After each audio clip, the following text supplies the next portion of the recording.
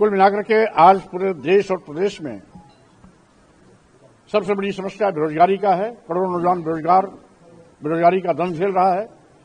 किसान समस्या अलग मुंह बाए खड़ी है।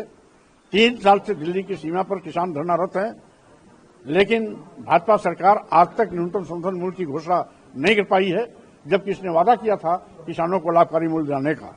वहीं दूसरी ओर आज महंगाई आसमान पर है, जिससे आम लोगों का जीवन दूभर हो गया है।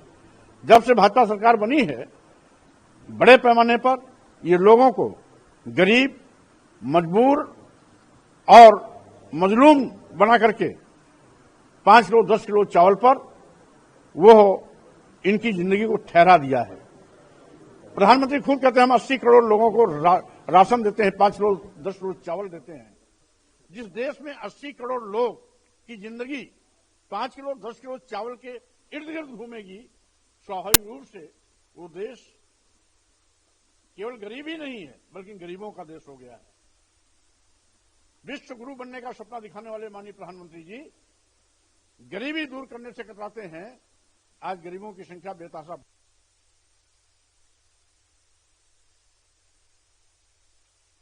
गांव, गरीब, मजदूर, किसान के बच्चों को उच्च शिक्षा से वंचित किया जा रहा है। यही नहीं, इस सरकार ने सरकारी विभागों तक को निजी हाथों में बेचने में भी कोई गुरेज नहीं किया। जैसा कि देश के सभी बंदरगाह, एयरपोर्ट, एयर इंडिया, सभी रेलवे स्टेशन, कई दर्जन ट्रेनें, LIC जैसी बड़ी संस्था जो सभी लाभ में चल रहे थे, उसको अपने चहेते उद्योगपतियों के हवाले कर दिया। मैं कहना चाहता हूं, जिन विभागों में, जिन सरकारी संस्थानों, प्रतिष्ठानों में देश के नौजवानों को सरकारी नौकरियां मिलने की उम्मीदें हुआ करती थी, ये सरकार उनकी उम्मीदों पर भी पानी फेर रही है। सरकारी संपदा को भी निजी हाथों में दे रही है। कुछ चंद पूंजीपतियों के 45,000 करोड़ रुपए कर्जा माफ करने के लिए सरकार के पास पैसा है, लेकिन किसानों का जो फसली ऋण है उसको माफ करने के लिए सरकार के पास पैसा नहीं है। नौजवानों को नौकरी देने के नाम पर सरकार के पास पैसा नहीं है।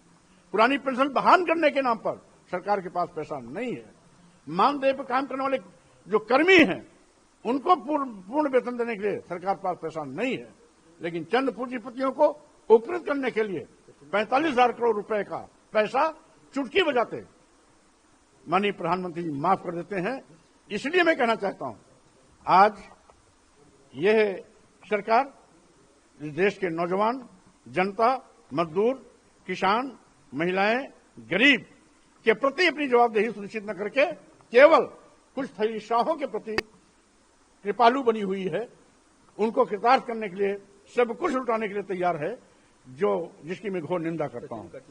आज संवैधानिक व्यवस्था की धज्जियां उड़ाई जा रही हैं।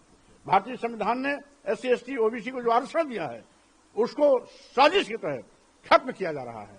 इन मूलभूत विषयों पर चर्चा न हो, इसलिए कभी हिंदू मुस्लिम, मस्जिद मंदिर और कभी औरंगजेब के नाम को लाकर के लोगों का ध्यान बटाने की कोशिश करती है।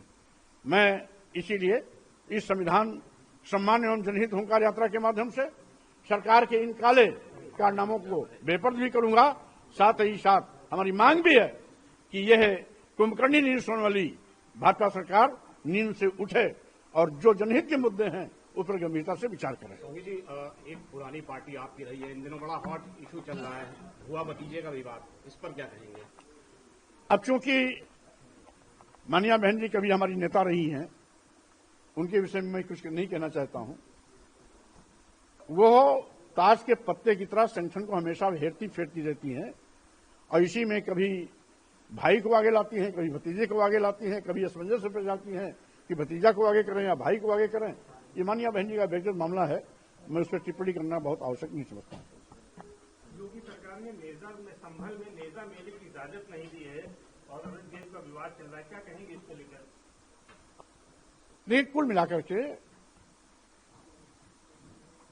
सबसे बड़ी बात है कि 1100 साल तक इस देश में मुस्लिम शासक थे, तब हिंदू सुरक्षित था। और आज जब हिंदू के सबसे बड़े अलंबरदार मोदी और योगी प्रधानमंत्री, मुख्यमंत्री हैं, तो हिंदू संकट में है। इसलिए ऐसे प्रधानमंत्री, मुख्यमंत्री की लानत है जो हिंदू का अलंबरदार होते हुए भी हिंदू की रक्षा नहीं कर पा रहा है, यह बहाना है औरंगजेब का नाम लेना, बहाना है मस्जिद और मंदिर का नाम लेना, बहाना है हिंदू और मुस्लिम का नाम लेना। ये सब बहाने मूलभूत मुद्दों से लोगों का ध्यान भटकाने के लिए है, इसके सिवाय कुछ नहीं। तो इजाजत मिलनी चाहिए थी, किस चीज की इजाजत जो परंपरा है मेले की, नेजा संभल हाँ, नेजा जो संभल मेले का इजाजत नहीं दी है सरकार ने, इसको लेकर क्या कहेंगे? मिलनी चाहिए। देखिए, जो परंपरागत रूप से हमारे कोई भी त्योहार हैं या धार्मिक मेला है या कोई कार्यक्रम पहले चला रहा है परंपरागत रूप से, तो उसे बिना व्यवधान के आगे बढ़ते करते रहना देने की इजाजत देनी चाहिए। लेकिन ये सरकार तो नई परंपरा शुरू करती है और हर चीज की मार्केटिंग करती है। अभी जब अयोध्या में राम की मार्केटिंग कर रही थी, अयोध्या की सीट हार गए, 400 के पार का सपना देखे थे, बैसाखी पे आ गए। अब कुंभ मेला की मार्केटिंग कर रहे हैं। अरे कुंभ मेला भाजपा ने नहीं लगवाया है, ये हजारों साल की हमारी पुरानी परंपरा है। हजारों साल से यहां पर अकूत भीड़ आती रही है। इसलिए 4 महीना पहले से हजारों करोड़ रुपया खर्चा करने के बाद भी कुंभ मेले में जो फजीहत सरकार की हुई है, 3-4 बार भगदड़ हो गई, 2 बार आगे लग गई और भी अफरा तफरी का माहौल था। इर्द गिर्द आसपास के जितने जिले हैं उन रेलवे स्टेशन पर यात्रियों को एक हफ्ते तक दर की ठोकरें खानी पड़ी। ये सारी दुर्व्यवस्थाएं सरकार की नाकामयाबी को जाहिर करती हैं। हम समझते हैं सरकार बोलने से ज्यादा काम करे तो ज्यादा अच्छा है, लेकिन बोलती ज्यादा है, काम कुछ नहीं करती। अच्छा, नागपुर में जो दंगे हुए इसको लेकर क्या कहेंगे? यह बहुत पहले तथागत बुद्ध ने एक संदेश दिया था, बैर को बैर से नहीं खत्म किया जा सकता। एक और तो कहते हैं औरंगजेब बहुत क्रूर था, लेकिन वो कट्टरवादी हिंदू संगठन जो आतंकवादियों जैसा व्यवहार कर रहे हैं, या क्या क्रूरता की श्रेणी में नहीं आता क्या? 350 साल पहले औरंगजेब यहां के शासक थे। आज औरंगजेब कहां से आ गए? उस समय जितने भी मुस्लिम शासक थे, उनके सिपा सालार, उनके यहां मंत्री, उनके नौरत्न सवर्णों के भी होते थे, ब्राह्मण भी होते थे, क्षत्रिय भी होते थे। यहां तक कि अकबर की पत्नी जियाबाई मान सिंह जी की बहन थी। उसमें ये लोग कहां थे?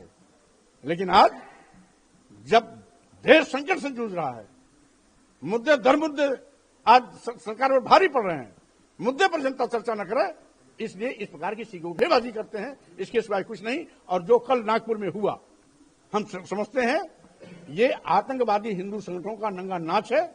समय रहते अगर इसको कुचला नहीं गया तो यह संविधान पर भारी पड़ेंगे, देश पर भारी पड़ेंगे।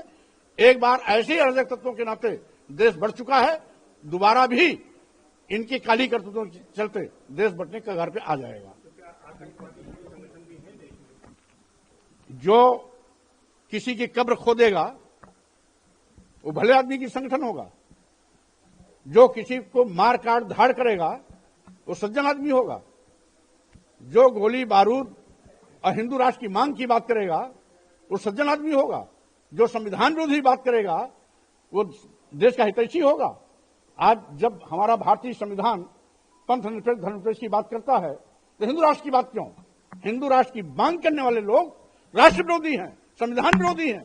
ऐसे लोगों के खिलाफ कानूनी कार्रवाई करने के बजाय माननीय प्रधानमंत्री जी जाकर के उनको महिमा मंडित करते हैं, तो स्वाभाविक रूप से ये सब ऐसे देशद्रोहियों का एक गिरोह तैयार हो रहा है जो हिंदू धर्म के नाम पर आतंकवादी संगठन तैयार कर रहे हैं, जो देश के अहित में है।